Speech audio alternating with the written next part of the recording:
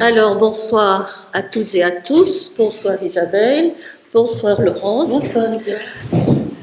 Certains d'entre vous se souviennent peut-être d'un événement tragique qui remonte à un peu plus d'une semaine, au 10 juin très exactement, qui a eu lieu en France, dont toute la presse française a parlé, à propos duquel tous les hommes politiques français se sont exprimés avec beaucoup de véhémence. Il s'agit d'un jeune homme de 14 ans qui a tué à coups de couteau une surveillante. Cela se passe dans un lycée à Nogent, en Haute-Marne. Et ma première question à Isabelle est celle-ci. En as-tu entendu parler? J'imagine que oui.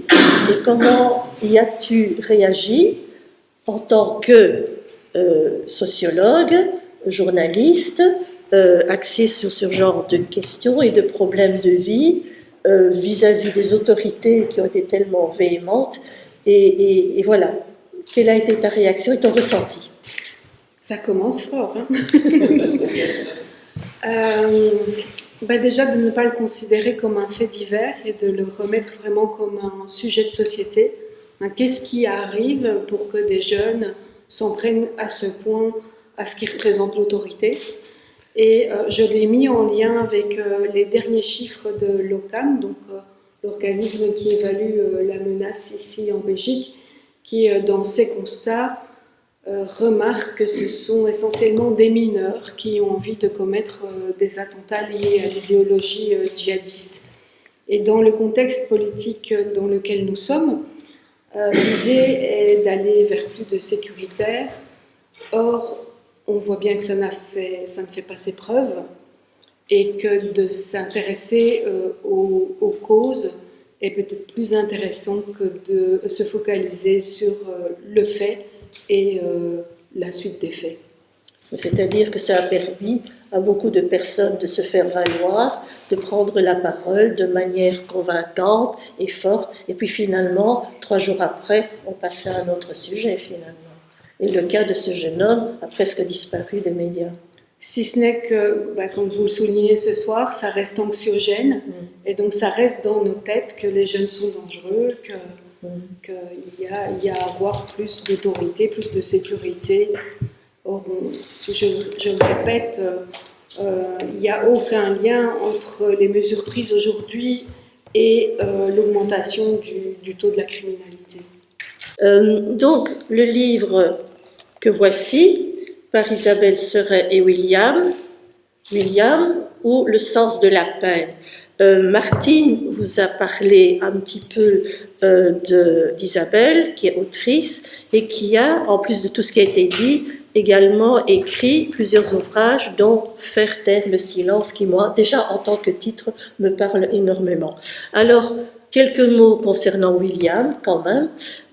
William est une personne incarcérée qui a été jugée et interviewée par Isabelle Seret.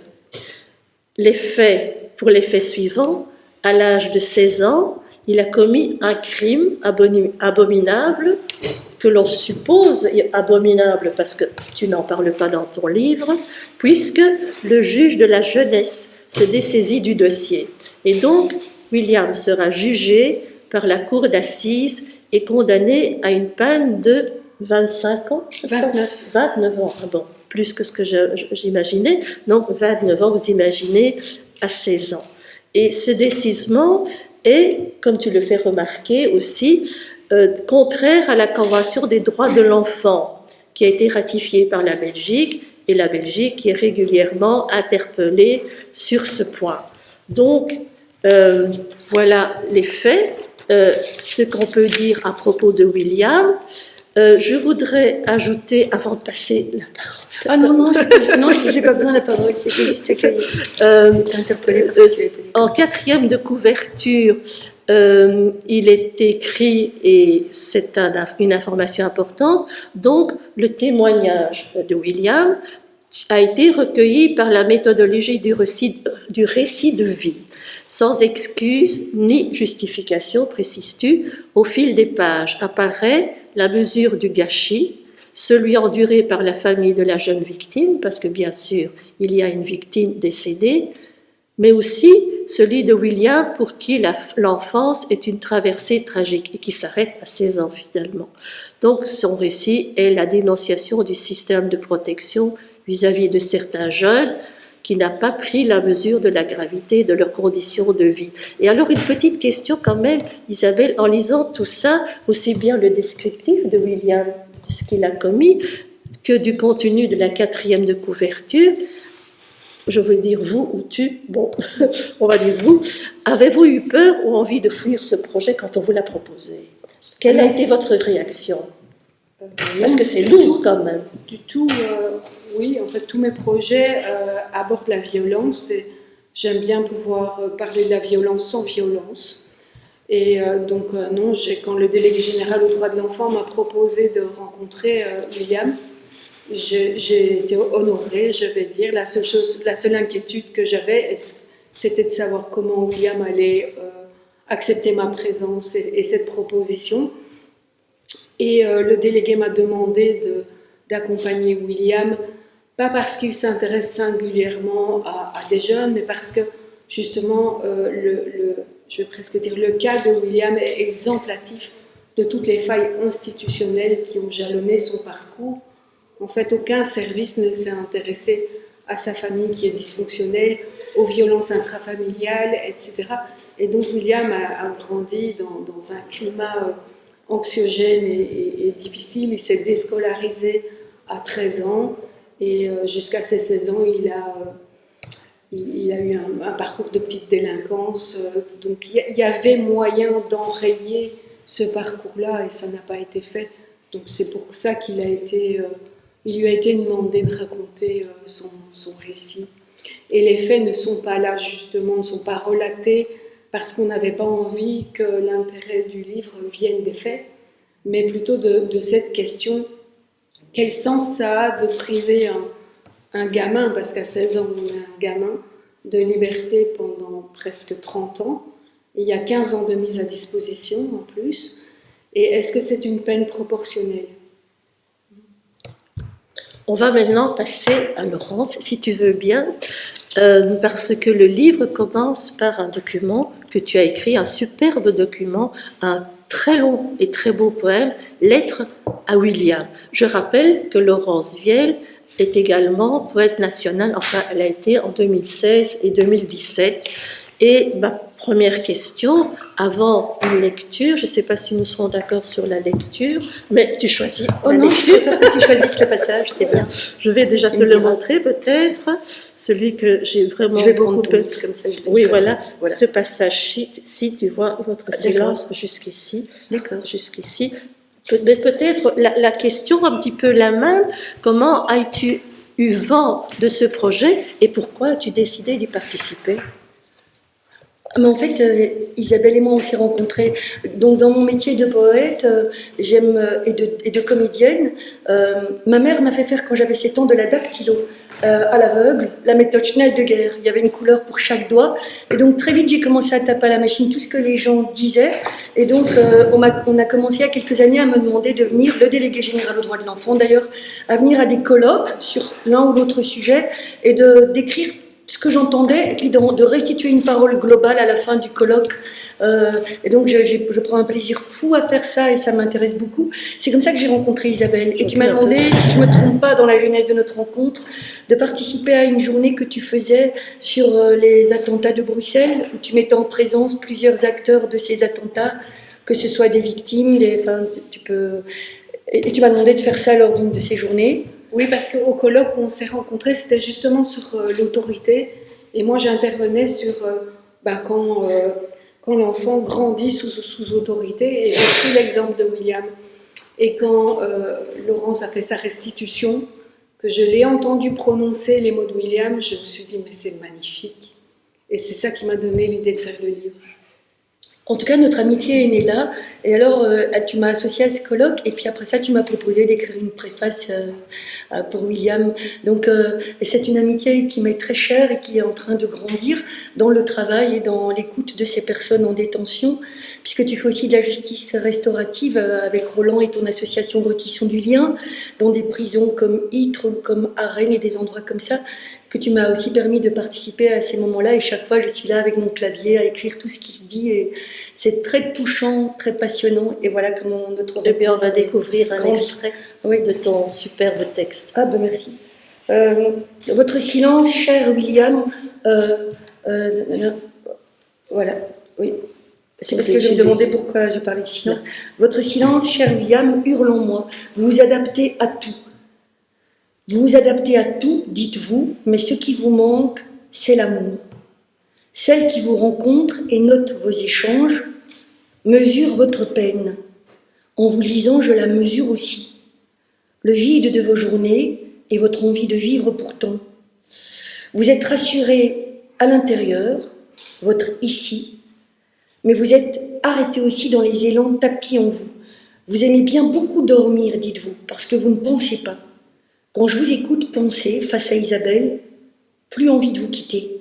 Vous me tenez complètement éveillée. Dans mes pas sur les trottoirs de la ville, celles que vous voyez depuis votre fenêtre, résonnent les vôtres perdus dans un long couloir ou sous un préau quelques minutes par jour. Depuis vos 16 ans, on vous a enlevé toute possibilité d'engranger des souvenirs autres que les murs, les interdits, les privations, écrit Isabelle. Un avocat de la défense, lors du procès suite auquel on vous a réservé le sort donné à un adulte, quand vous sortiez de l'enfance, cet avocat a dit « Ce sont des enfants perdus qui le resteront à jamais ». Merci beaucoup, Laurence. C'est très très fort et ça donne vraiment une image du contenu général de ce livre. Revenons au livre, à sa structure. Isabelle, vous visitez William du 1er septembre 2022 à 13h au 5 décembre 2023 à 10h, c'est-à-dire pendant plus ou moins un an, si on retire les 2 mois d'été durant lesquels vous n'êtes pas allé le voir. Et ce, à raison de 2 à 3 fois par semaine. Par mois. Par mois, pardon. Oui, par mois. Lapsus révélateur. Chaque chapitre commence de la même manière. Service public fédéral, à la ligne justice, à la ligne autorisation de visite valable tel jour et telle heure. Et chaque chapitre apporte une information nouvelle.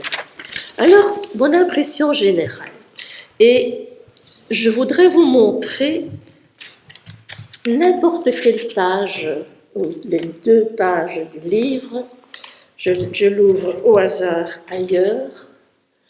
Et mon impression, et Martine, je crois, a eu la même impression quand elle a feuilleté le livre, on dirait un poème. On dirait un poème, et vraiment, pas seulement par l'apparence générale, mais en fait, oui, parce que les phrases sont de longueurs différentes, comme en poésie, et chez toi aussi, d'ailleurs, dans ta lettre à William, et également, il y a des blancs, il y a du non-dit qui se devine ou ne se devine pas dans ce livre. Et donc, est-ce que tu es d'accord avec mon appréciation ou ma compréhension de tes visites à William? Est-ce que c'est un poème qui s'est déroulé pendant une année complète? Oui, et là, si Laurence peut lire ce que William a écrit. À quel moment? Moi, j'avais une possible... phrases de oui, William, le petit texte. En fait, quand j'ai rencontré William, il ne voulait pas que j'écrive. Alors, il m'a mis un peu dans une difficulté parce que d'une part, j'étais engagée par le délégué général aux droits de l'enfant pour faire un plaidoyer, et d'autre part, lui ne voulait pas que j'écrive par respect pour la personne victime. Par respect pour la personne victime et sa famille. Et donc, je lui ai dit, on va convenir d'un A4 qui sera suffisant pour le délégué général et qui puisse faire son plaidoyer. Mais moi, je ne peux pas m'empêcher d'écrire et c'est une de mes manières à moi de ne pas porter le poids de mon travail, c'est de le transformer de manière artistique en général. Donc j'avais mon carnet de notes et j'écrivais tout ce que j'avais vécu dans les rencontres. Je continue à aller voir William. Hein. Et parce que je l'explique, il n'y a pas de fin à un projet comme celui-là, en tout cas au niveau humain. C'était ma dernière question. Voilà. Et à un moment donné, William a contacté le Fouzia El Mabaret, qui est la collaboratrice du délégué et sa référente, et il lui a dit: est-ce qu'Isabelle écrit? Alors elle dit: Isabelle, elle ne sait pas s'empêcher d'écrire, mais ne t'inquiète pas, c'est pour elle. Il dit: non, je suis d'accord. En fait, je me rends compte que ma parole pourra aider d'autres jeunes à porter une réflexion sur le dessaisissement. Alors, je me suis retrouvée devant mes notes et puis William, à un moment donné, m'a dit: moi, je ne peux pas tout te dire. Il y a des choses que j'arrive pas à dire, mais je les ai écrites. Et il m'a donné une dizaine de pages. Et Laurence peut lire, c'est tout petit, mais La fin, là, c'est ça? quand il dit qu'il est enfermé dans ça, tu vois? Le début, au début ou à la fin? Oui, tout à fait à la fin. Alors. 133 peut-être. Page 151, je crois que c'est. Mais C'est d'ailleurs, 6 lignes, je crois. Hein. par rapport au fait que tu. Je crois que Céline c'est aussi, alors. 151, c'est ça. C'est 6 lignes. Je ne peux Oui, pas parler de oui. moi. Mais tu l'as d'ailleurs co-signé avec William, le livre. Oui. Parce que tu lui as fait relire au fur et à mesure. C'est ici, effectivement, je l'avais également souligné, regarde. 151, éclairé par les lumières du préau. Oui, c'est ça, mais ça Il commence écrit- juste la page d'avant. 151, la première phrase. Mais tu étais, Laurence? D'accord, mais là c'est une autre page que tu me dis, Isabelle, vous me dites deux choses différentes. 151. Mais je peux lire. Il y a d'abord le petit passage où il dit je ne peux pas parler de moi. C'est celui-là que tu voudrais que je lise? De mes conditions, par respect pour la victime et sa famille, allez, je ne devrais pas me plaindre, au moins me mettre à l'avant. C'est ça donc. Et Non, puis la c'est- fin. C'est 151. C'est quand tu découvres qu'il a écrit quelque chose. Voilà. Et il a écrit, éclairé par les lumières du préau, j'écris ma douleur à 3 heures du matin. J'ai fini par trouver les mots. Je ne veux plus vivre dans mon présent. C'est la solitude que je ressens. Pour moi, hier ressemble à demain. Je cogite en attendant la chance. Le jour, je répète que tout va bien. Le soir, je pleure tout seul dans ma chambre. Je n'ai jamais eu une seule seconde de répit, tant d'émotions en permanence. Je me demande quand est-ce que tout ça sera fini. Mais personne n'entend ma souffrance. Encore un jour, encore une heure, à supporter si peu d'amour, tellement de peur. Personne pour m'aider, toujours ces regards froids qui me tuent à chaque fois. Derrière cette porte, un cœur bat. Ils ne le savent pas. Je ne comprends pas pourquoi. Merci Laurence. Vous voyez, c'est un jeune qui s'est déscolarisé à 13 ans.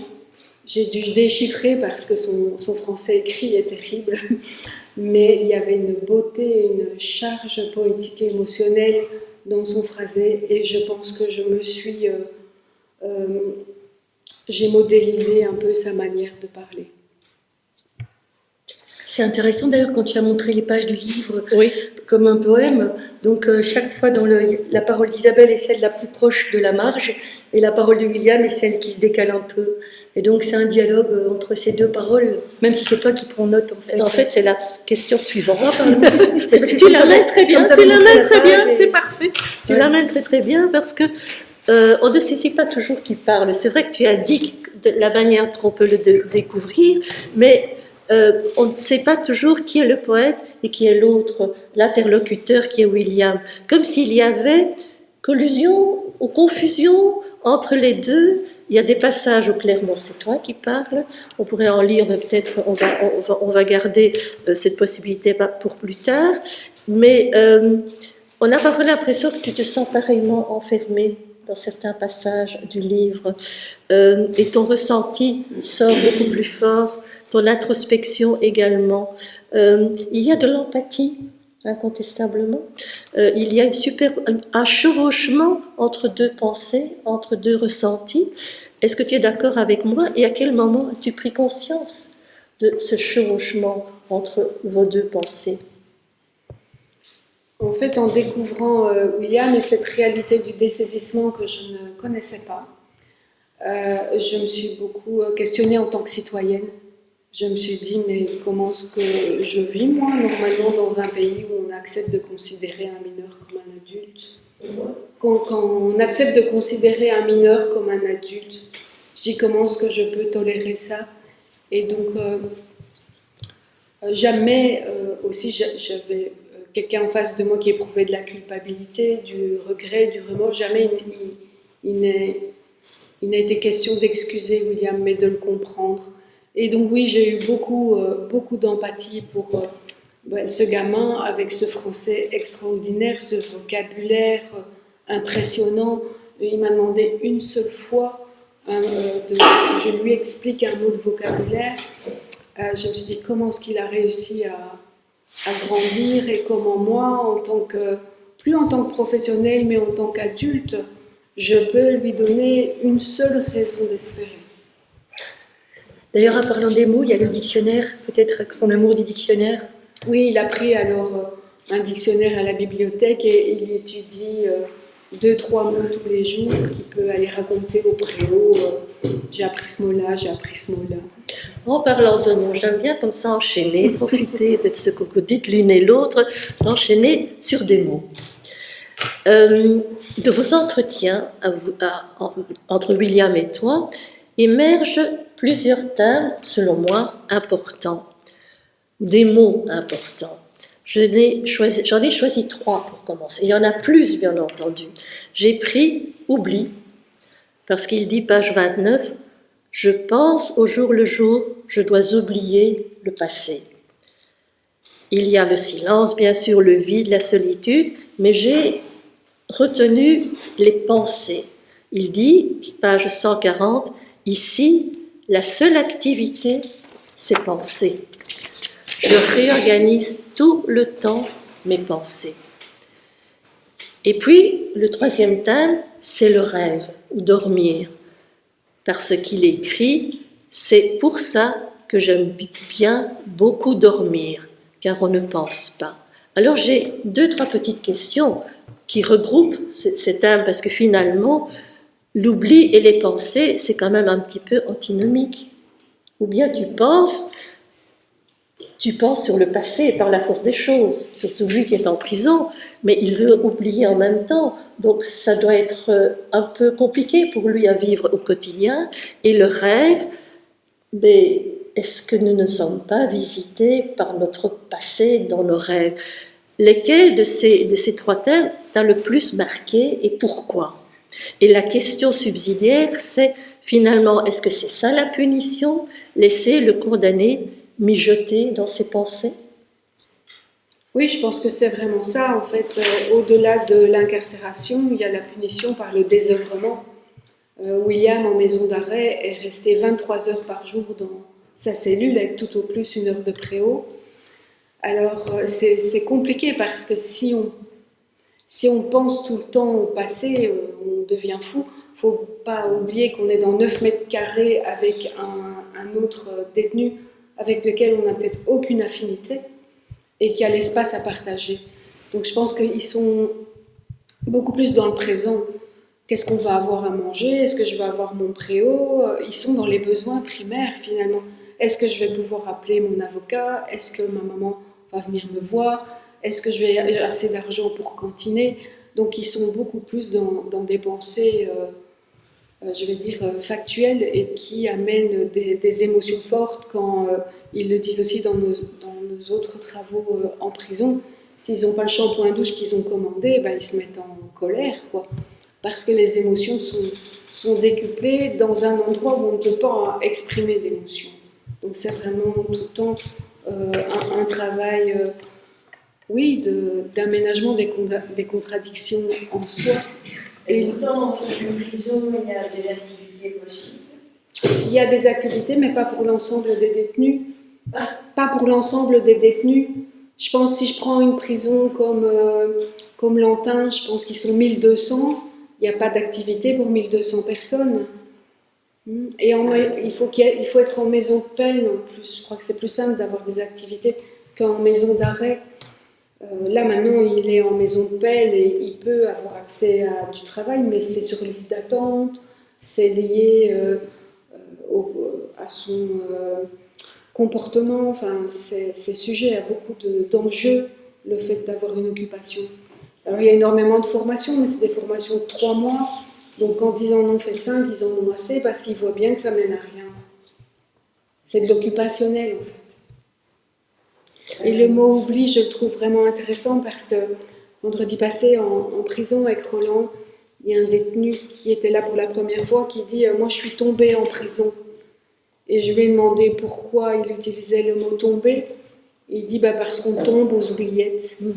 Et c'est vrai que la prison fait partie de la société et pourtant on voit les personnes détenues comme hors société. Leurs paroles ne nous intéressent pas. En parlant de parole, je passe au thème suivant, la parole, qui est très importante. Page 85, William dit qu'il n'a pas pu s'exprimer sur ses sentiments devant les assises. Devant le micro et le public, il était mal à l'aise. Et c'est vrai, qui n'est pas mal à l'aise devant un micro? Vous deux peut-être pas, parce que vous êtes souvent devant un micro. Moi quand même, je vous présente. Et avant de commencer, c'est vrai que j'étais un petit peu anxieuse. Donc je peux m'imaginer un jeune homme de 16 ans ou 17 ou 18 ans devant une assemblée qui le regarde avec méfiance, suspicion. Et donc, comment il peut se sentir? Il n'a pas pu s'exprimer, il n'avait pas 20 ans. Et page 120, il dit aussi qu'il s'analyse sans cesse pour se comprendre. Il aimerait avoir un psy, non pas celui du tribunal qu'il a bien sûr rencontré, mais un psy pour lui-même, pour être aidé à se comprendre. Alors ma question, êtes-vous la première à lui avoir accordé cette parole? Et question subsidiaire, votre livre, c'est en quelque sorte son psychodrame, son analyse, et l'a-t-il lu? Ah oui, alors pour parler du procès, ce serait bien que Laurence lise l'extrait du procès. On s'était dit que... Oui, et pendant que tu le cherches, alors oui, je suis sans doute la première personne à qui William a parlé. Avant ça, donc il y a une prison pour mineurs en Belgique qui est le centre communautaire pour mineurs dessaisis qui se situe à Saint-Hubert. Vous voyez déjà l'emplacement pour aller voir son enfant. Et il avait entamé un travail avec une psy, mais qui est devenue la psy du centre. Alors il s'est senti floué parce qu'il dit moi, une psy extérieure à la prison, je peux parler, mais pas à la psy de la prison qui m'évalue. Et donc il s'est senti floué parce qu'il lui a dit des choses qu'il n'aurait pas dites s'il avait su le poste qu'elle allait prendre. Dans la prison dans laquelle il est, il y a 7 mois d'attente avant de pouvoir consulter un psychologue. Il n'y en a pas assez, et c'est eux qui doivent financer, donc c'est très compliqué. C'est toi qui lui demandes, tu demandes à William, as-tu connaissance de ce qui s'est dit à ton sujet dans les médias? Et il répond, il ne parle pas de moi, il y a juste quelques trucs, mais tout est comme exagéré. Ils utilisent des termes pas normaux, mais plus forts. Ils disent les bourreaux, au lieu de dire les accusés. Le jury d'assises, d'ailleurs, il ne vient pas neutre, ils sont déjà influencés par ce qu'il y a dans les journaux. Ils ont rendu le verdict final début juin, si je me souviens bien. On avait parlé de la cour d'assises et tout ça, mais on m'a pas trop expliqué. On m'a dit qu'il y aurait un jury, un peu comme dans les films américains. On m'a dit qu'il y aurait l'introduction, les témoins de moralité, les plaidoiries et le verdict. On ne prend pas la parole spontanément. On nous pose des questions. J'ai pas parlé car j'étais mal à l'aise. Je devais parler dans un micro. C'est bizarre le micro. C'est comme si c'était un concert. Le fait qu'il y a du public aussi, ça gênait. Je faisais comme s'ils n'étaient pas là, mais je savais, s'il n'y avait pas eu de micro et de public, j'aurais pu m'exprimer. J'aurais pu m'exprimer par rapport à mes sentiments, ce qui s'est passé. Je voulais le faire, des fois. Je préparais des textes, mais quand j'avais le micro, j'arrivais plus. Là, j'étais bref et pas de bonne volonté. Aujourd'hui, en prenant compte de comment le procès a été, j'aurais rien dit. J'ai vécu le procès pas comme une réalité. J'avais l'impression d'être comme dans un film où je me rendais pas compte que c'était mon procès. J'étais comme un spectateur, j'aurais dû être jugé tout seul, sans mes complices, pas de public, et sans doute mieux préparé. J'aurais dû voir des reportages sur comment ça se passe, avec des mots, on voit pas bien la différence. Avec des images, on peut mettre des mots sur les images. J'ai le sentiment que j'aurais pas dû y aller. J'aurais eu moins de peine, car on a aussi jugé mon attitude. On me disait, attends-toi au pire. Aussi aux assises, ma famille, elle a été exposée par rapport aux faits. Ils ont reçu des menaces. Si j'avais pas été mineure, j'aurais pris perpétuité. Merci Ouais. beaucoup. Mais il n'y a pas d'avocat, Commis d'office. parce que normalement, ça doit être expliqué aussi. Oui, mais comme il est désargenté, il a eu 2 avocats commis d'office qui n'ont pas fait le travail Merci. correctement.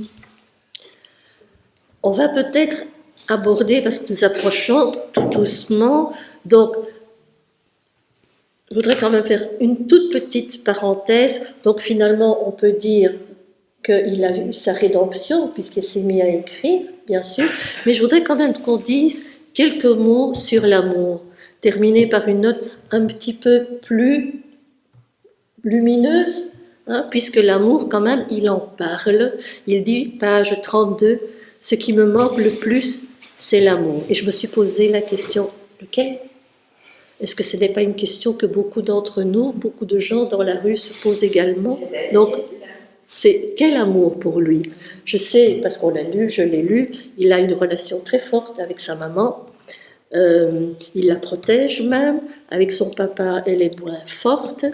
Et il dit quelque chose, je crois qu'il y a un passage où il parle d'un amour de jeunesse. Oui. Tu pourras le lire peut-être après, mais il y a quand même une petite remarque qui m'a interpellée, quelque chose qu'il a dit à la page 167. Il dit « Quand je sortirai, je ne saurai pas m'adapter.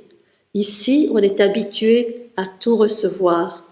Je vais devoir trouver une femme. » Et là, je me suis dit, qu'est-ce qu'il comprend à l'amour en faisant ce genre d'espoir ? C'est quoi l'amour pour William ? Et puis, tu peux lire peut-être ce passage. Tu me diras lequel ? Oui. C'est là où il y a la petite, le soleil et la lune. Tu Ah vois. oui. J'ai du mal à répondre à ça parce qu'à la fois William est encore... enfin, il a grandi, hein, maintenant ça fait déjà 8 ans, mais c'est encore un enfant qui, quand il dit ma maman n'est pas contente, et à la fois ça devient un homme, mais un homme qui grandit en milieu criminogène. Et une question qu'il adresse souvent, c'est qu'est-ce que je vais devenir ? En fait, je ne suis entourée que d'adultes et d'adultes criminels. Et je pense que moi, sincèrement, si William sort aujourd'hui, je pense qu'il a de fortes chances de reprendre un chemin de vie tout à fait épanouissant pour lui et les autres. Maintenant, s'il sort dans 15 ans, 20 ans, je n'en suis pas certaine. Maintenant, j'avais été remarquée par ça parce qu'il avait dit qu'il faudrait qu'il trouve une femme une plus vieille. Et en fait, si on se met à son âge, c'est normal, il se projette à dans 20 ans. Et je ne sais pas, sans doute que sa maman, comme il dit, a toujours été là pour faire tout, pour faire plaisir. Elle ne savait pas mettre de cadre, je crois qu'elle compensait ce qu'il vivait par ailleurs. Et donc, pour lui, c'est sans doute une femme, c'est la personne qui fait tout pour lui. Et vous avez été fidèle. Oui, j'essaye. Mais ça pose la question de la fin aussi, quand est-ce que j'arrête d'aller le voir ? Est-ce que j'aurais passé les 80 ans quand il sortira, s'il touche sa peine ? Je ne sais pas si je tiendrai jusque-là. Laurence, on va y aller parce que le temps passe. Ah oui. Le temps passe. Je termine sur l'amour, la lecture sur l'amour. Oui, s'il s'il vous vous plaît. plaît. 3 ans. On peut en discuter à la fin de la réunion, hein, si vous voulez bien. Et je voulais juste vous dire aussi qu'on était en train de préparer une pièce de théâtre avec ça, pour aller le jouer dans les IPPJ à d'autres jeunes en détention, pour que justement ça puisse ouvrir Le débat. le désir de se raconter aussi. Oui, le désir de ça. Oui, William m'a dit avoir aimé et être aimé en retour. Il y a, quand il évoque la bien-aimée, dans son regard qui s'attarde, qui convoque le souvenir, un quelque chose de cet homme, un regard de confiance, de réassurance, cette beauté impudique, insoutenable, pour qui on est privé. Il dit, quand je sortais avec elle, elle avait 13 ans, et moi 15 ans. Ça fera bientôt 6 ans qu'on est ensemble. On s'est construit ensemble. Avoir son copain en prison, elle s'est construite avec. Elle est à l'université et elle travaille. Avant, je l'appelais tous les jours, mais il faut que je la laisse respirer. Elle s'est remise avec quelqu'un. Je comprends qu'elle s'est remise avec quelqu'un. Mais pour moi, je sais que c'est pas fini. Durant qu'elle a été avec moi, j'ai un peu gâché sa vie. On aurait dû sortir, aller à des soirées, et j'étais en prison. William tient à donner corps à cet amour, le marquer d'une consistance indélébile. Il aimerait qu'apparaisse l'alliance du soleil et de la lune, l'union des contraires qui s'attirent et se complètent, symbole d'un amour impossible. Et en toute petite conclusion, Martine, si tu veux bien, pour rendre la parole à Isabelle Seret, c'est que, à supposer que la justice belge ne change pas, vous aurez accompli cette prouesse, amener William à écrire, à ressentir et à commencer à se comprendre. Bravo et merci. Oh, merci beaucoup. Merci.